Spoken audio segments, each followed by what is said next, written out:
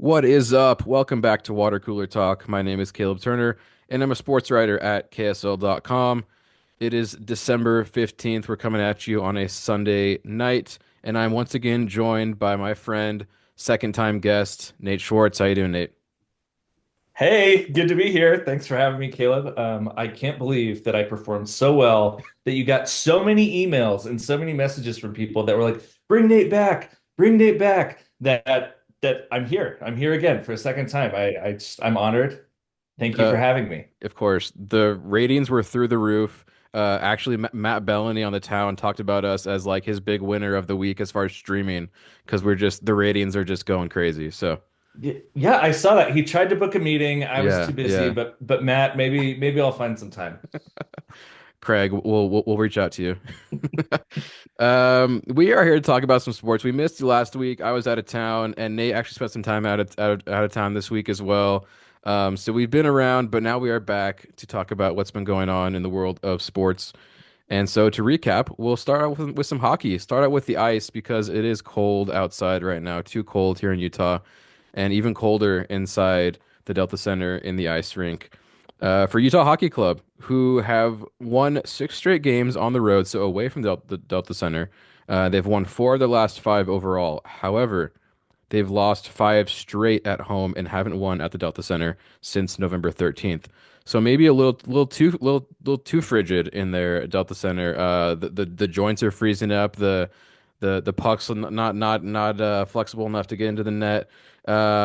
So I don't know quite what's going on there with the hockey club. That happens sometimes with teams. They're better on the road than they are at home. I think your Golden State Warriors had a similar issue at one point. Was it a similar thing where they were better on the road than at home? Yeah, it was 2 seasons ago. It was really weird. I guess for those Utah hockey fans listening, the season following for my Warriors, it kind of flipped where they Mm. were only good at home and then couldn't perform on the road. So I guess you can cross your fingers for that. Yeah, and like you'll take the wins where you can get them, right? I mean, I guess just be thankful that they are winning games. Hockey club like on the fringe of a playoff spot right now. So they're getting wins somehow. It just happens to be not where most of their fans are watching, unfortunately. Yeah, the glass is definitely half full. Like it's Yeah, not a quarter certainly. of the way full, it is half full. Now, when it comes to the Utah Jazz, the other residents of the Delta Center, glass maybe not quite as full, not even close to half. Jazz went 1-3 since we last spoke 2 weeks ago. They are 5-19 on the season. However, in their last game, which was a loss to the Phoenix Suns, they did combine with Phoenix for a NBA record 44 made three-pointers. And before you ask how many of those were the Suns three-pointers, it was split evenly, 22 and 22. So, So I am going to apologize for being the well actually guy on your podcast. Like I don't know if you know that meme, like the well actually tonight. And the only reason why I know this is because I just finished watching it. The Golden State Warriors played the Dallas Mavericks and they ooh. broke that record with Oh, 48 three-pointers. Yeah. oh. So, congrats to Utah for holding it for, a whole 2 days. That's so cool. And maybe next week they'll get 49. Who knows? They beat it by four entire three-pointers. Wow. And was it a pretty even split? Like, what is that? 44 and 4 or 20, 24 and 24? I think it was 21 and 27. For Dallas won, but Dallas was the team that scored 21. Golden okay. State made 27. But between Ugh. the two teams, it was like 50% total three-point Whew. percentage or something like Wow. that, which is just crazy.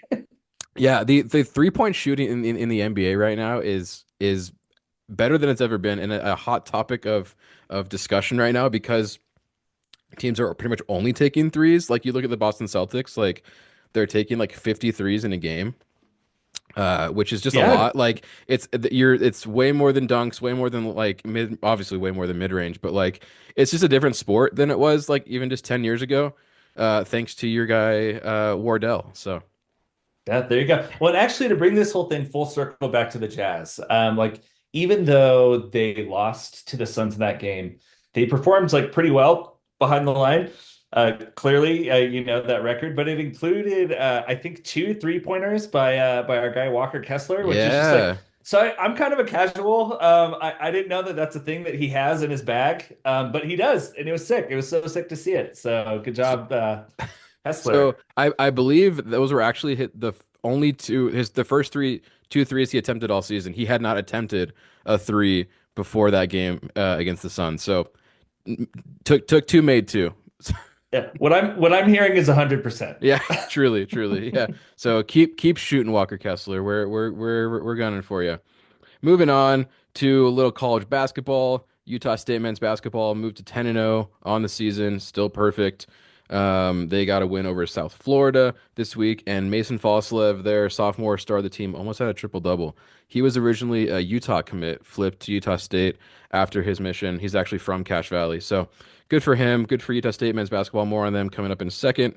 Lastly, for our recaps, BYU men's basketball bounced back for a couple wins after they lost at Providence a week or so ago when their star, Yegor Demin, a potential NBA lottery pick, got injured and he is still out, unfortunately. So tough there, but don't worry, BYU fans, we've got way more another win for you coming soon. Real quick, we'll run through our look ahead of what's coming up this week in sports. Utah Hockey Club, a pair of games at home where they will try to get that first win since early November versus the Canucks and the Ducks. Little rhyming game there, kind of fun with those hockey teams. Jazz still on the road. They've got five straight. They won't be home until December 28th against Philadelphia. And then lastly, Utah State men's basketball, like I mentioned, 10-0, but they've got a couple of major tests. First of all, against 8-2 UCSD, and then going on the road to the 9-2 St. Mary's Gales, who I believe Moraga, not too far from your Martinez there in the Bay Area. Is that correct, Nate?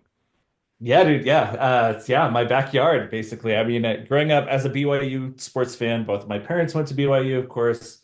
That was kind of the local opportunity for me to see them perform.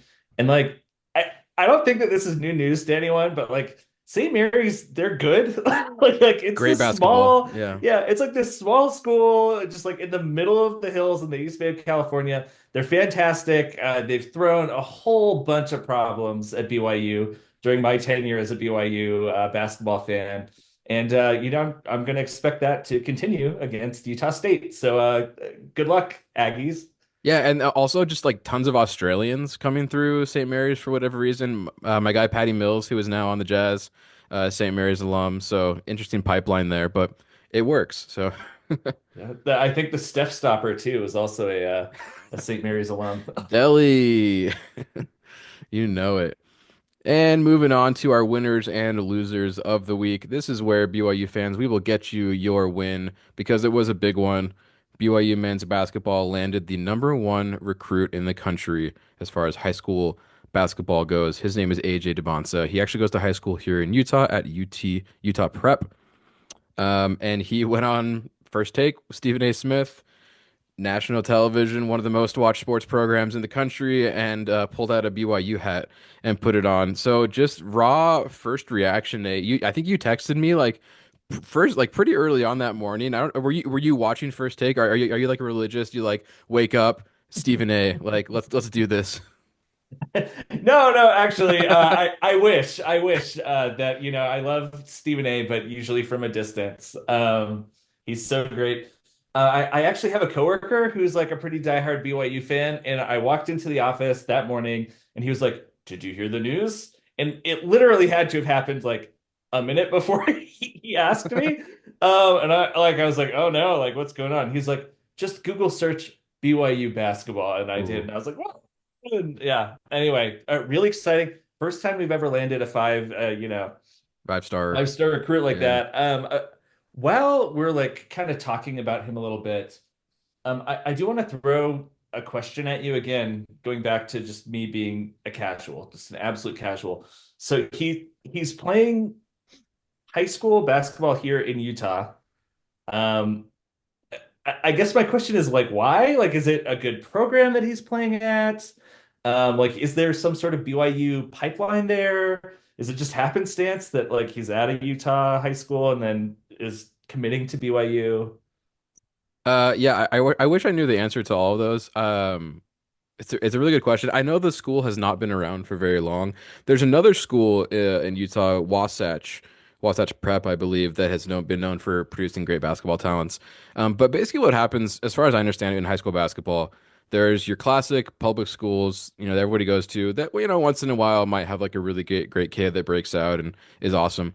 But for the most part, as things go these days, kids are attracted to whatever the big program is, whoever is going to get them to the big college and get them the big deal. Obviously, NIL and like college money has changed all this too. Like kids are becoming professionals just like way younger. So essentially, what I think is happening is there's these basketball focused schools. I use that in quotations because you can't see me right now.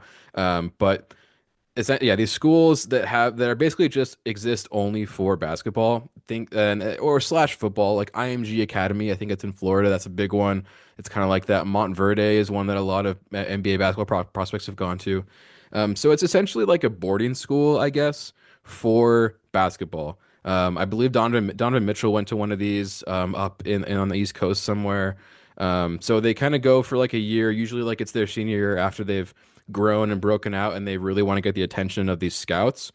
And so for whatever reason, we have one of those in Utah. It's somewhere south central Utah. I don't actually know exactly what city it's in. But it's kind of just like a random boarding school that's not affiliated with the school system at all and that just like produces great basketball players.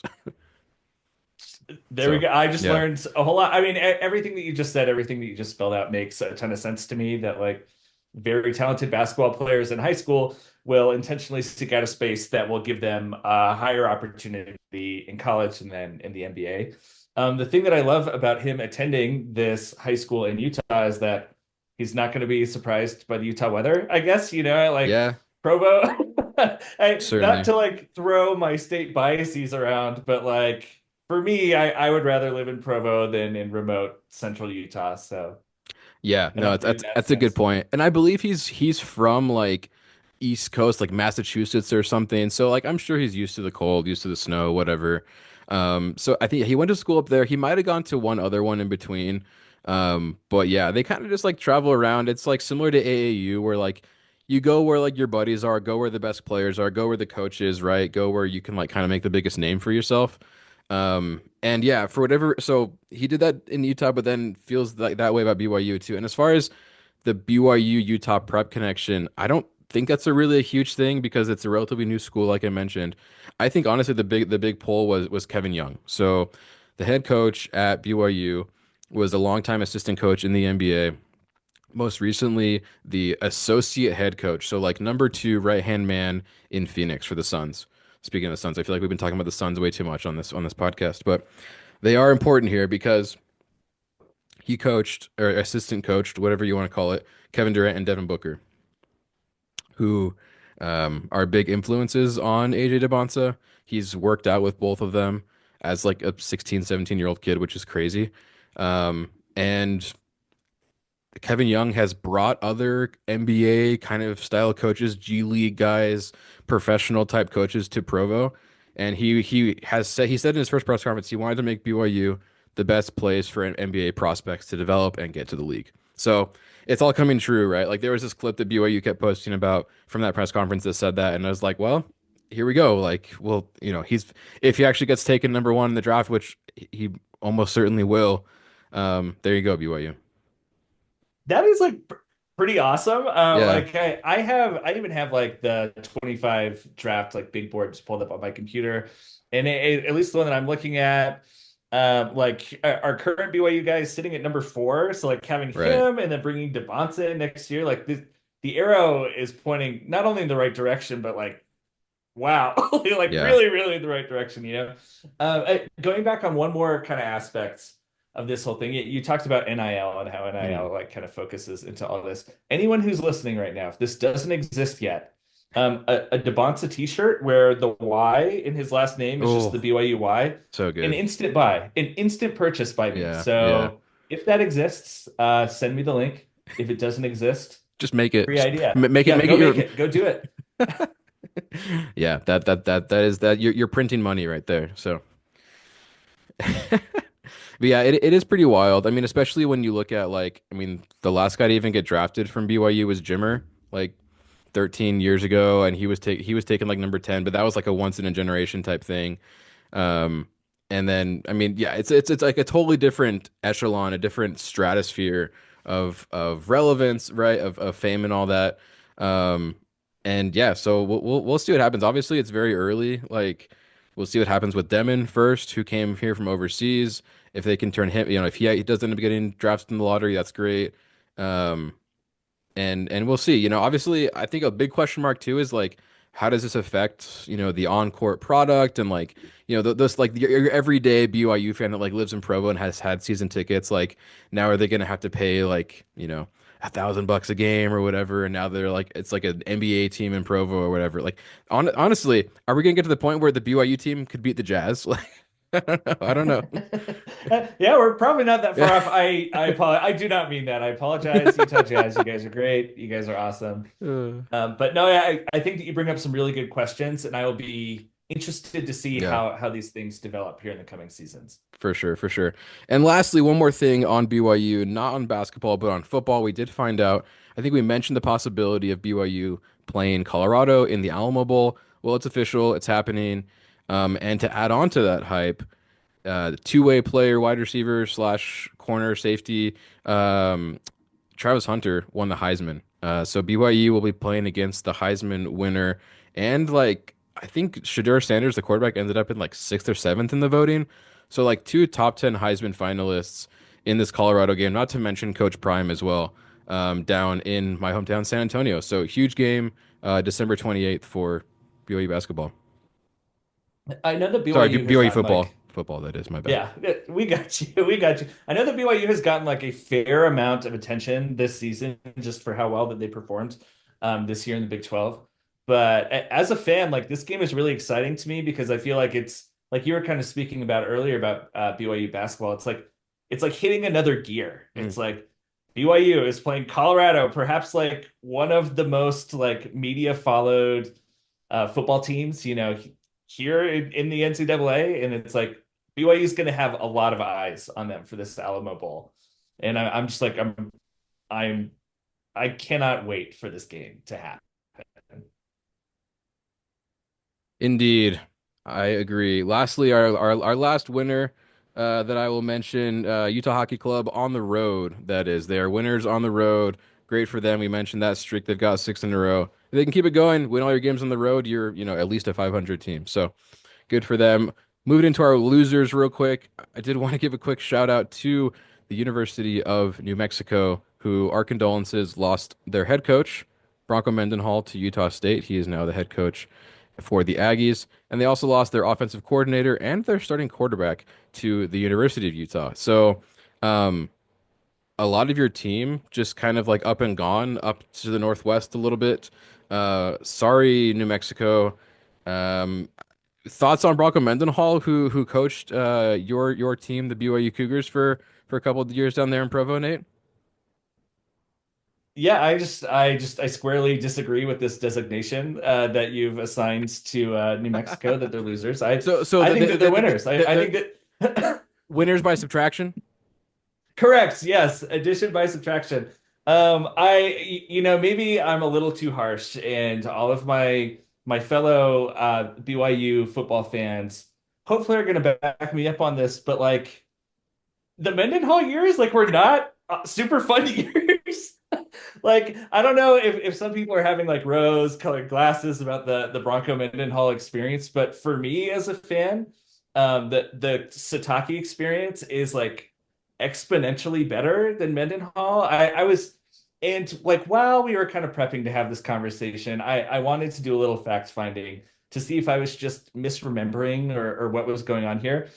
And here is what kind of solidified it for me, why I think I'm anti Bronco Mendenhall. And like, good luck to Utah State. Have so much fun losing to the University of Utah anytime you guys play against them, because that was my experience between the years of my entire tenure at BYU. 2010 to 2015, every single one of those seasons, BYU lost their matchup to the University of Utah under Coach Mendenhall. So I know that there are bigger games than our crosstown rivalry. I'm sure that he had some winning seasons early in his career at BYU, but I am so like not buying Mendenhall stock. I'm so off Mendenhall stock. But if Utah State wants to take him, and actually, you know what? I think now that I've said this out loud, watch him just like go up there and like have like 10 undefeated seasons in a row, and it's going to be like the Bronco Mendenhall Stadium and everything. Anyway, it's just, yeah, you can miss me with Mendenhall. If it was Utah State basketball, I would probably agree with that because like they have some weird magical thing where they pluck this random coach out of like Division II basketball and he like you saw wins 10 games in a row, right? That's happened like the last 3 or 4 seasons with Utah State. Football is a different story. Like they've had some serious issues the last few years, and Bronco has become kind of like no, his reputation is now like a fixer, like a repair the program kind of thing, which is, I guess, what he did in New Mexico. They had a really good season, good enough where now the University of Utah wants their quarterback and their offensive coordinator, so decent. And now hopefully it has a similar effect at Utah State. But I think like it may be a slight upgrade from New Mexico for Bronco, but like you're still in the Mountain West. Like although I guess soon to be Pac-12, which is just really weird to think of what the Pac-12 has become. Bronco Mendenhall, you finally got your wish. You're going to be a Pac-12 coach after they never let BYU in, right? Yeah. Um, The but monkey's paw, right, as the finger curls in. Yeah. exactly. What great reference there. Um, now, lastly, I want to finish with a BYU player that was not coached or recruited by Bronco Mendenhall, and probably only went to BYU because Bronco Mendenhall was no longer the coach, and that is Puka Nacua.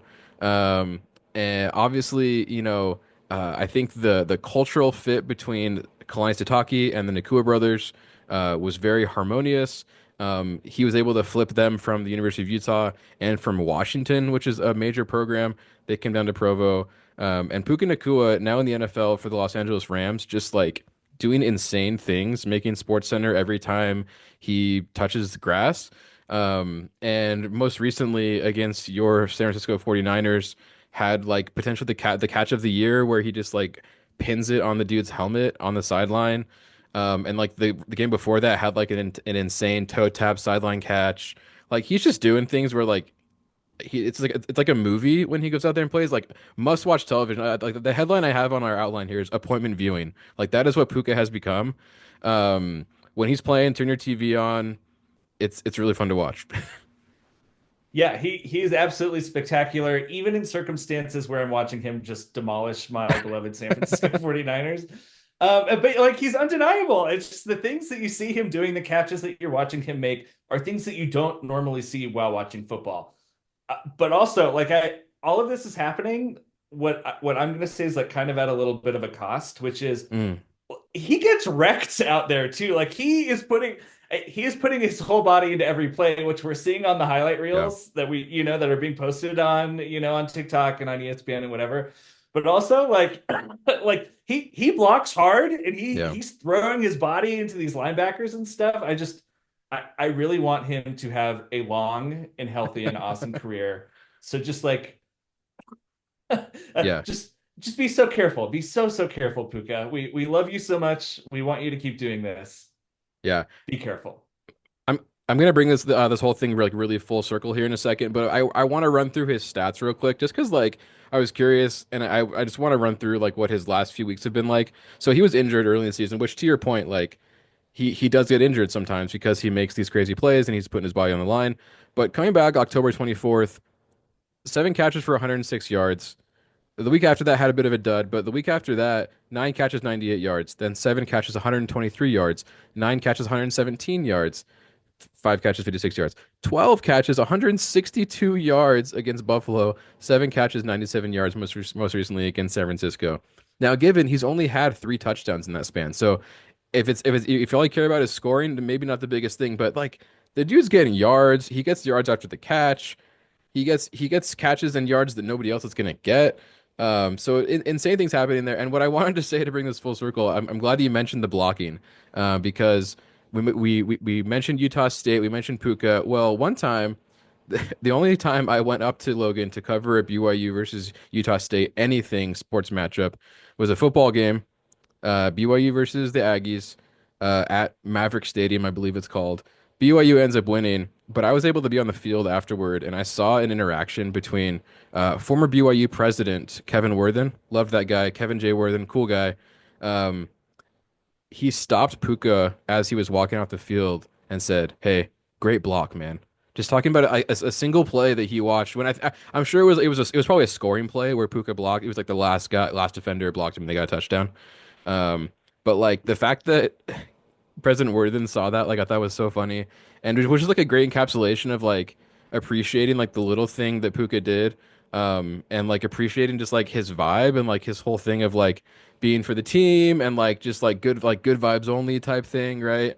Which I think is awesome. I'm glad that he's getting all this attention and the respect because I think he's a cool guy. As a podcaster, I had him on a podcast actually while he was at BYU, while I was at BYU with his brother Samson, and that was a lot of fun. I still talk about it with my dad to this day because they were great guests, and they were like eating donuts as we were starting the podcast, like just random stuff. So shout out Puka, watch him play while he's going at it because like Nate mentioned, like you never know how long these guys are going to play for. I hope it's forever. But while he's playing, make sure you're watching. Shout out to the Nakua family in general. They're local. They've got one more kid I think that's committed to BYU, so who knows what's going to happen there. But yeah, fun times have been had in Provo and continue to be had in Provo. So I guess this is just a Yeah, Cougars well, podcast now. and I was going to say, if you think he was a good cat, if you think he was a good guest when he was on your last Yeah, podcast, wait until he comes and visits Water Cooler Talk. That's yeah. then we'll Man really see it. manifested. I love it. Excellent. Well, we are reaching the witching hour here on Sunday evening. It's time for us to go to bed. It's time for you to stop listening to this podcast probably and get to work if it's Monday morning. So thank you for coming on again, Nate. We will see you guys next week. But as for now, we'll see you later.